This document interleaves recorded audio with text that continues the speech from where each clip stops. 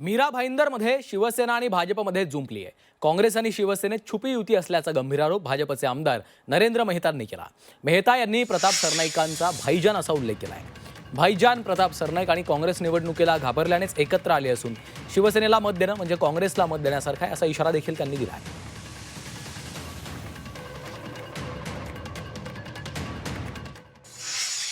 या देशामध्ये नॅशनलाइज पार्टीचे अधिकृत उमेदवारचा फॉर्म मागे कोण घेतो? ही एकमात्र पार्टी आहे ज्यांनी अशा प्रकारचा शिंदे सेनाने पण काही ठिकाणी फॉर्म मागे घेतले आणि काँग्रेसने पण काही ठिकाणी फॉर्म मागे घेतले।